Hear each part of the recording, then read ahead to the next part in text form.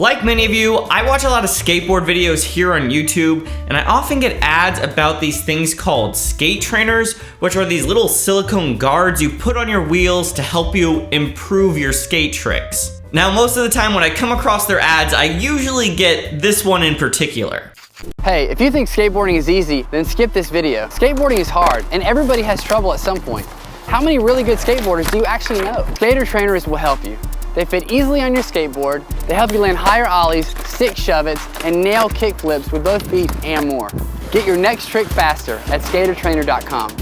Now, in my opinion, I think that ad is a little bit aggressive, and it always just makes me kind of want to roll my eyes. Like, no offense to skate trainers, but I don't know anyone who says that skateboarding is easy. I think as a population, we've kind of all agreed that skateboarding can be a little tough. And look, I get how advertising works. They're saying, skip this video if you think skateboarding is easy because no one thinks that skateboarding is easy. But I don't know, it gives me the same vibes as that annoying soap ad that you probably have all seen here on YouTube with this guy. Like, why is he being so aggressive about soap? Listen up, the soap you shower with is soap. I guess what I'm trying to say is those annoying ads where they accuse me of not doing something or doing something, they never really work on me.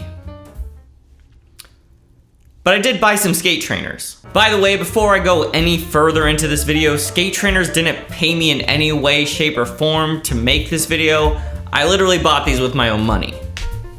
Anyway, despite how I feel about the ads, I'd be lying to you if I said I've never thought about if these skate trainers actually work. So I grabbed some off their website, and I'm just gonna give you my honest feedback of what I think about these bad boys. I think I'm a good middle ground to test this product because I'm nowhere near professional level of skateboarder, but I'm definitely not a beginner either. I've also never watched any other YouTubers' videos about these skate trainers, so I'm going in this with no thoughts in the brain. And before we get started, if you wouldn't mind hitting that like button and consider subscribing if you want to see more skateboarding content like this. Now let's find out if these little guys actually work. And more importantly, are these skate trainers worth your hard-earned 20 bones in the year 2021? That was a lot of 20s. Let's just get started. Bonk.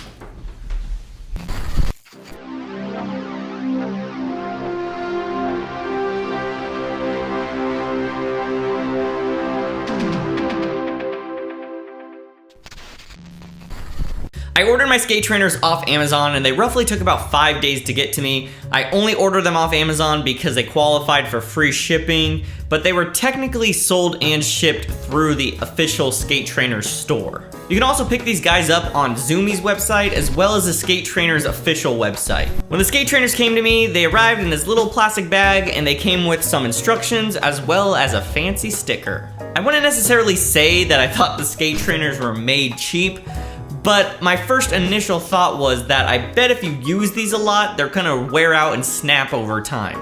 Especially because the skate trainers are made to constantly rub against the cement when you're doing tricks. But I'm sure you could actually use them for quite a while before they actually start to tear. So in case you aren't familiar with the idea of skate trainers, you're supposed to put these little guards around your wheels, and that prevents your board from moving so that you can get confidence on landing new tricks. And I'll be honest, I was a little skeptical when I first started putting these on my wheels because they look like they're very loose. I mean, they just didn't look super secure, and I ride 54mm wheels, so I'm definitely not rocking like tiny little baby wheels or anything. I mean, they did slide on my wheels pretty easily, and I know that they're probably made so that you can put them on any sort of wheels.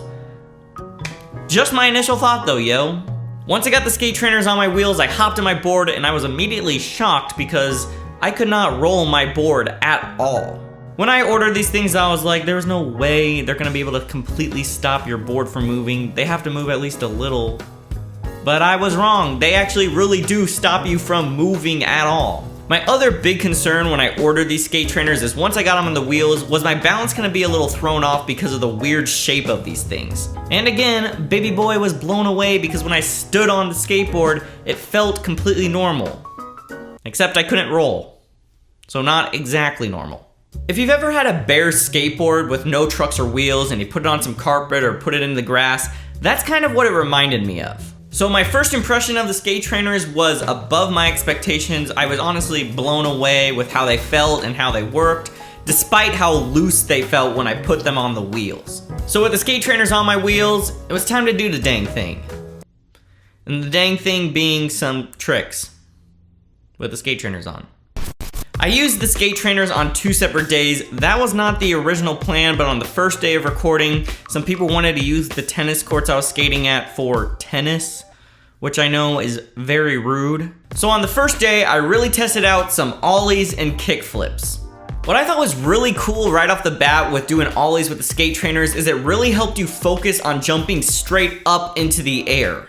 If my weight was not spread equally when I jumped straight up in the air with the board, I would come back down and land and immediately lose my balance and fall off the board. I think this is great because ollies are all about jumping straight up with your skateboard and landing back on the ground and staying perfectly balanced so you can roll away. The skate trainers force you to jump with your board instead of just jumping and hoping that your board follows. I can see this being very beneficial to someone who may have the motions of an ollie down but still can't just get into the air.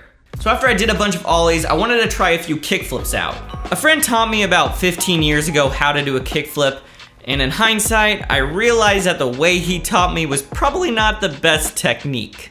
He taught me that instead of flicking out when I do a kickflip, I should flip down. This of course will make the board flip in a kickflip motion, but it will either rock it most of the time or mob.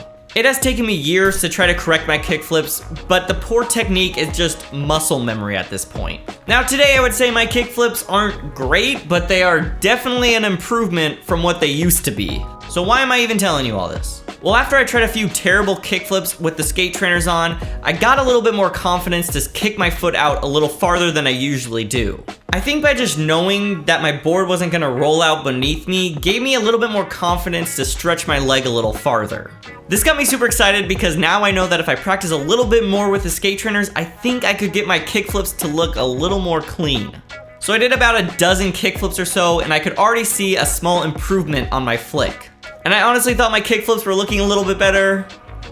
And then the ding dang tennis players showed up. It's always the tennis players that gotta ruin your day. And then the next day it rained. And then the day after, I was finally able to record day 2. So on the second day of using the skate trainers, I wanted to try 2 different tricks. I wanted to try 360 flips and I wanted to try heel flips. I can do 360 flips. I've been able to do them for a little over a year, but I wanted to see if these skate trainers could really help me perfect them. And that's when I ran into my only problem with the skate trainers. Personally for me, there are some tricks that are just a heck of a lot easier to do while you're rolling a little. 360 flips are one of these tricks for me. And with the skate trainers on my wheels, I could not even get the 360 flip motion to start. I did, however, land a few 360 shove-its, which I guess I'll take those. I guess the point I'm trying to make is there may be some tricks for you that are gonna be harder to do with skate trainers on. They're not a cure-all. You're not gonna be able to learn every single trick with the skate trainers.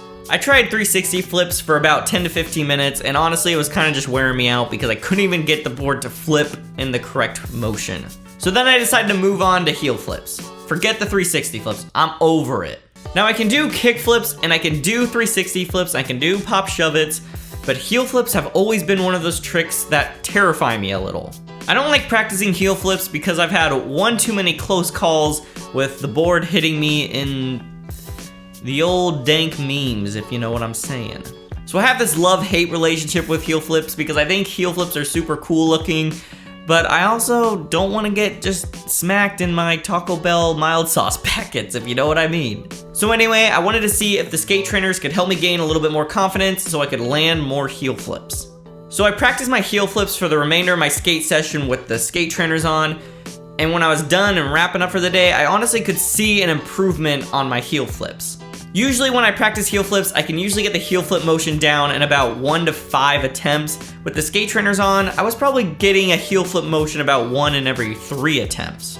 Again, I think the skate trainers just really boosted my confidence knowing that I wasn't gonna land on my board and it's gonna shoot out beneath me. However, I lost all that confidence when my skateboard almost popsicled me and I was like, you know what? I'm done with heel flips for the day. Which is honestly typically how it goes when I practice heel flips. And with that, I wrapped up my official testing of the skate trainers. So the big question, what's the meaning of life?